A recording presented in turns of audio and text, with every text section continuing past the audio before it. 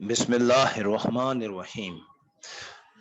आज के लेक्चर में हम कीवर्ड्स, इंटरनल स्टोरेज और ऑपरेटर्स के बारे में जानेंगे। आज की स्लाइड और आज के लेक्चर के अंदर जो मटेरियल लिया गया है, बहुत सा मटेरियल इस दिखाई जाने वाले लिंक से लिया है।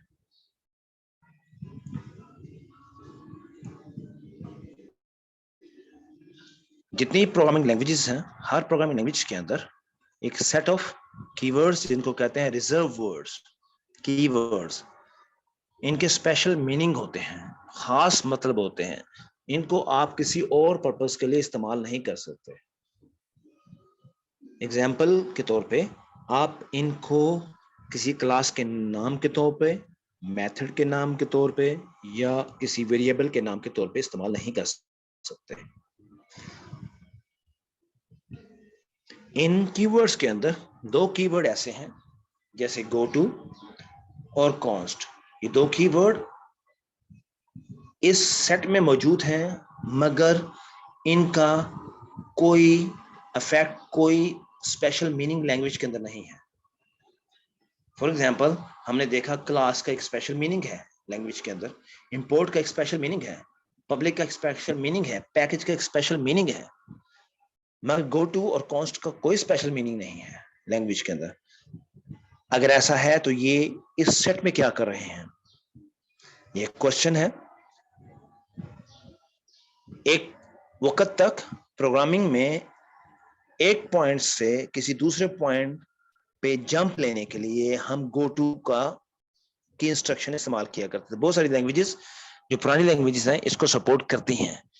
जावा के अंदर भी ये एक कीवर्ड है, मगर इसका इफेक्ट नहीं है लैंग्वेज के अंदर, इसका यूज नहीं है, स्टिल कीवर्ड जरूर है। अच्छा, ये गो टू का जो था इस्तेमाल, वो प्रोग्राम के अंदर बहुत सारे इश्यूज क्रिएट कर देता, बहुत सारे लॉजिकल एरर्स छोड़ देता था।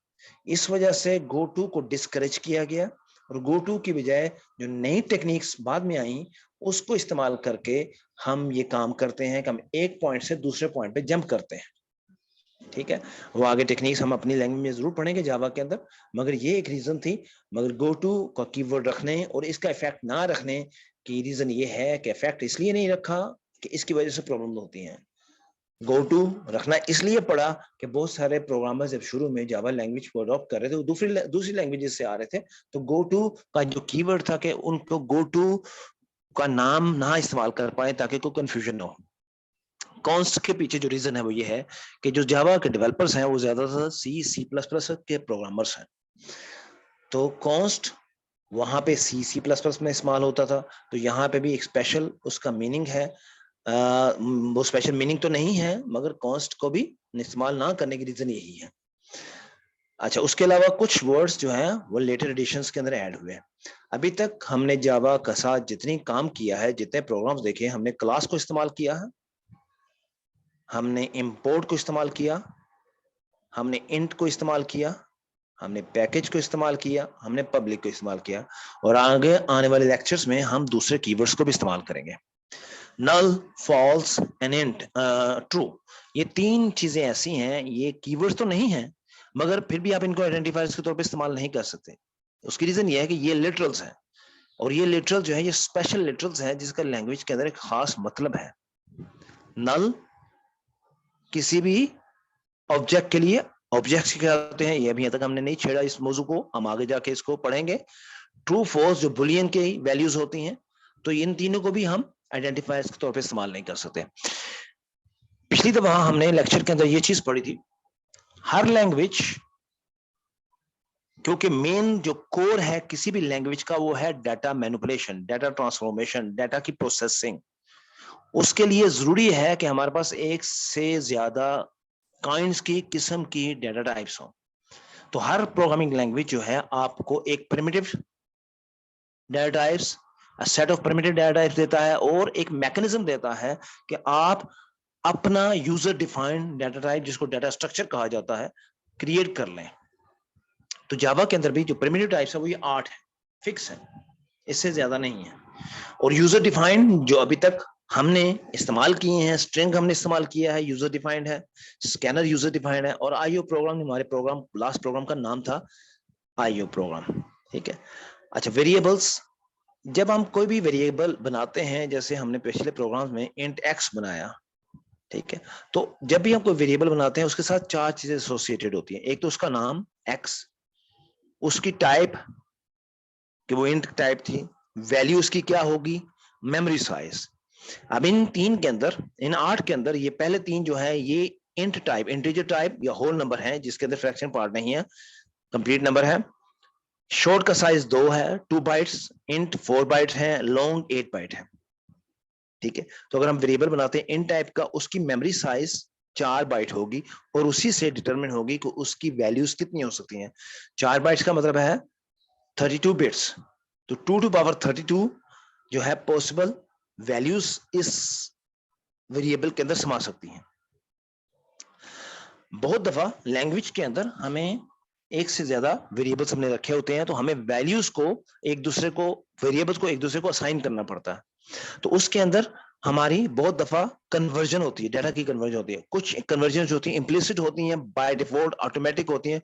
कुछ इन्वर्जन्स होती हैं, कन्वर्जन होती हैं, वो एक्सप्लिसिट होती हैं, we have to write extra line code उसके ऊपर लिखना पड़ता है। अब एग्जाम्पल के तौर पर हम देखते हैं, हमारे पास दो वेरिएबल है, एक्स इंट का है 4 बाइट का, और वाई लॉन्ग का है 8 बाइट का। अगर हम x की वैल्यू को y को साइन करें, तो यहां पे कोई चांस नहीं है कि हमारा डाटा लॉस हो, क्योंकि जो साइज आपके इंट के अंदर फिट इन हो रहा है, जो वैल्यू आ रही है वो लॉन्ग में भी आ रही है, आ जाएगी। तो यहाँ पे कोई डाटा लॉस का चांस नहीं है। तो जब स्मॉलर टाइप से लॉन्गर टाइप में जाते हैं, वैल्यूज असाइन करते हैं, तो ये इम्प्लिसिट होती हैं, ये ऑटोमेटिक होती है, लैंग्वेज इसको कर देती है। मगर कंट्रारी जो है, ऑपोजिट जो है, वो ऐसा नहीं है। ऑपोजिट, अगर हमने बड़े साइज का वेरिएबल जो है उसको छोटे साइज के वेरिएबल को असाइन करना है, तो हमें उसके अंदर एक्सप्लिसिटली ये वाला पार्ट लिखना पड़ेगा ब्रैकेट्स के अंदर इंट, कि हम किस में उसको कन्वर्ट कर रहे हैं। ये टाइप और ये टाइम सेम होनी चाहिए। ठीक है। लॉन्ग जो है, अब यहाँ पे चांस है, क्योंकि लॉन्ग का साइज क्या है 8 बाइट, 8 बाइट की वैल्यू जो है उसका चांस है कि वो छोटे साइज में जब फिट इन करें तो वैल्यू लॉस हो। तो ऑब्वियसली जो प्रोग्रामर होता है, तो फर्क करें कि उसने लॉन्ग का वेरिएबल रखा हुआ है to hold the value of age of a student. एक स्टूडेंट की एज कितनी हो सकती है, अंडरग्रेड स्टूडेंट की मैक्सिमम 100-150 हो सकती है, इससे ज्यादा तो नहीं जा सकते। तो वो तो हमारी शॉर्ट में भी आ जाएगी, लॉन्ग में फॉर सम रीजन उसने लॉन्ग रखा हुआ है। ठीक है। तो हम लॉन्ग को उठा के अगर हम एंड में रखेंगे तो there is no chance of losing. मगर जो लैंग्वेज है, लैंग्वेज जावा को हम कहते हैं स्ट्रिक्ट टाइप लैंग्वेज। इस लैंग्वेज के अंदर क्योंकि लॉन्ग का साइज बड़ा है, तो बड़े साइज की वैल्यू को जब हम छोटे साइज के वेरिएबल को असाइन करते हैं, तो हमें ये एक्सप्लिसिट काम करना पड़ता है। अच्छा, लास्ट लेक्चर में हमने एक बात की थी कि हम डिफरेंट पैकेजेस इस्तेमाल करते हैं, डिफरेंट पैकेजेस के अंदर डिफरेंट क्लासेस इस्तेमाल करते हैं, उसके डिफरेंट मेथड्स को इस्तेमाल करते हैं। तो एक प्रोग्रामर को कैसे पता लगेगा कि मुझे कौन सा पैकेज इस्तेमाल करना है, उसमें से कौन सा ऑब्जेक्ट इस्तेमाल करना है, उसमें से कौन सा मेथड इस्तेमाल करना है। तो उसके बारे में मैंने आपको आंसर किया था कि हमें फर्स्ट टाइम आपको कोई बताएगा, या तो कोई बताएगा, आप कहीं बुक से पढ़ेंगे या गूगल करेंगे, नेट से सर्च करेंगे, फर्स्ट टाइम आपको बता देगा, देन यू विल रिमेंबर। कि फॉर एग्जांपल जब हमने जी ऑप्शन पेन वाला काम, आपने पिछले लेक्चर में मैंने आपको कहा था जीयूआई बेस्ड के ऊपर आपने मैसेज डिस्प्ले करना है, तो J option pane show message dialog आप इस्तेमाल कर सकते हैं, तो ये आपको बता दिया गया। मगर कैसे इस्तेमाल करना है, उसकी डिटेल्स क्या है, उसके लिए आज हम देखते हैं कि कोई डॉक्यूमेंटेशन वगैरह। तो ये मैंने लिंक आपको दिया हुआ है यहाँ पे, इस लिंक को हम जब यहाँ पे खोलेंगे तो ये आपके पास डॉक्यूमेंटेशन अपीयर होगी। अभी तक हमने जो चीज इस्तेमाल की है java.lang, तो देखते हैं java.lang के अंदर क्या है।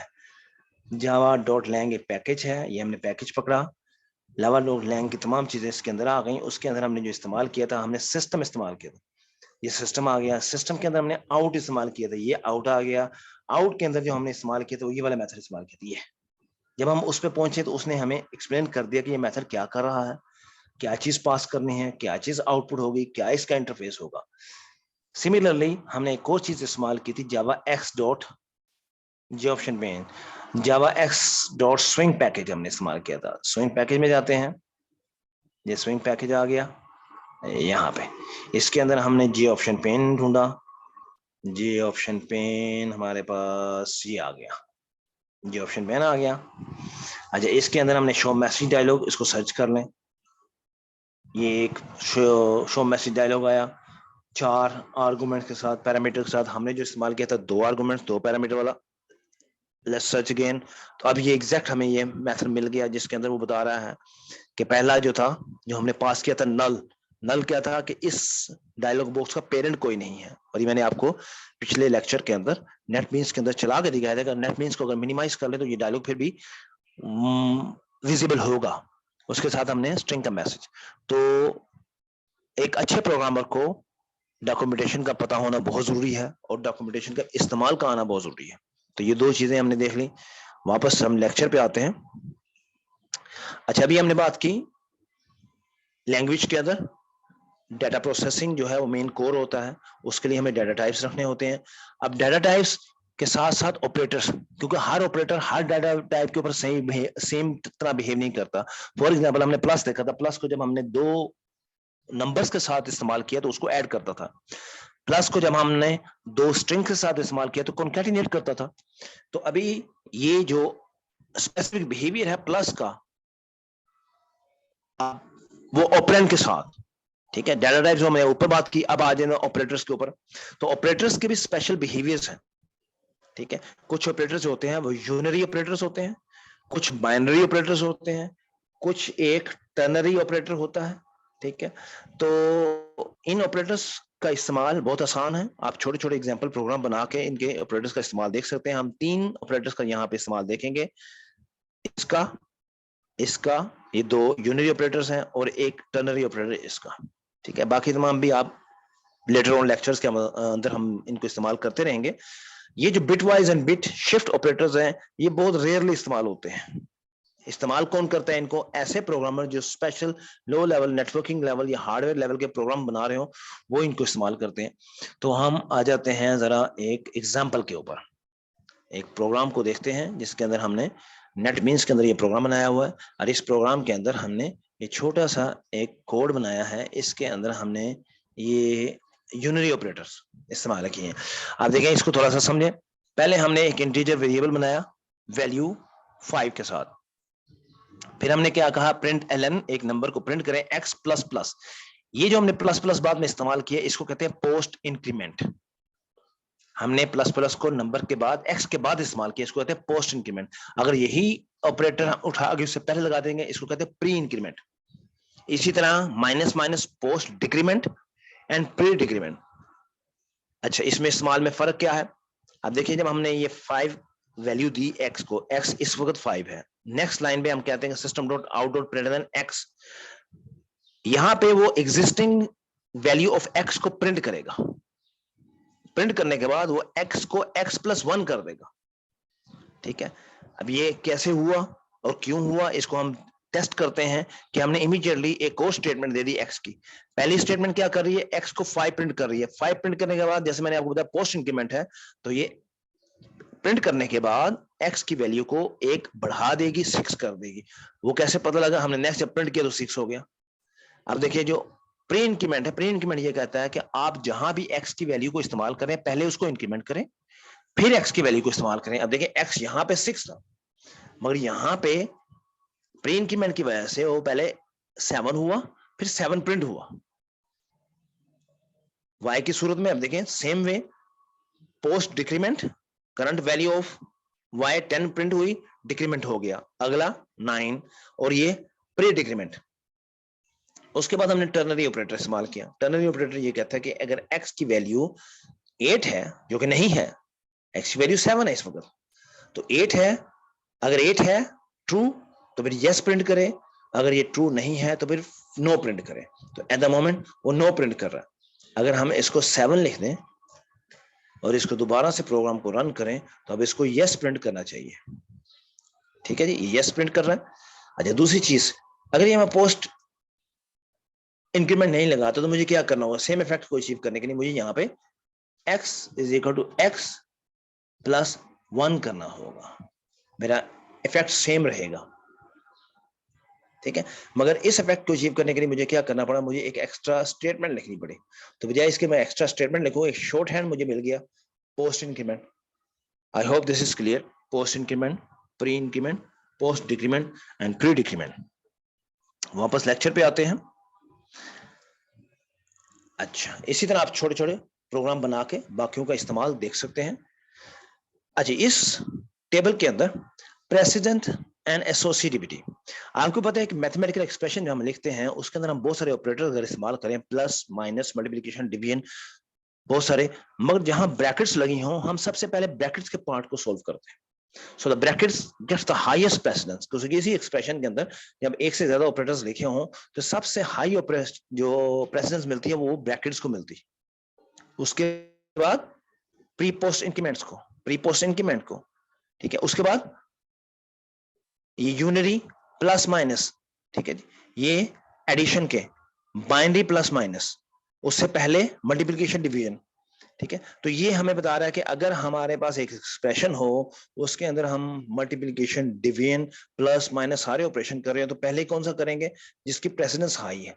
प्रेसिडेंस हाई में हमारे पास multiplication and division and remainder की प्रेसिडेंस हाई, तो पहले हम इन ऑपरेटर्स को परफॉर्म करेंगे, फिर हम इन ऑपरेटर्स को परफॉर्म करेंगे, ठीक है। और एसोसिएटिविटी ये बताती है कि अगर एक ही एक्सप्रेशन में आपके पास एक से ज्यादा प्लस माइनस हो तो फिर कैसे करेंगे, क्योंकि सारे के सारे सेम प्रेसिडेंस में है, तो हम फिर लेफ्ट से स्टार्ट करते हैं। एसोसिएटिविटी लेफ्ट टू राइट, कुछ की राइट टू लेफ्ट है, कुछ की लेफ्ट टू राइट है, ठीक है। तो this is another table for the president and associativity। तो आप इनको तमाम छोटे छोटे प्रोग्राम बना के, जैसे हमने इनके लिए 3 के लिए मैंने आपको बना के दिखाया, आप इस्तेमाल करके इनका इस्तेमाल जान सकते हैं। आज के लिए इतना ही। Until next lecture, take care.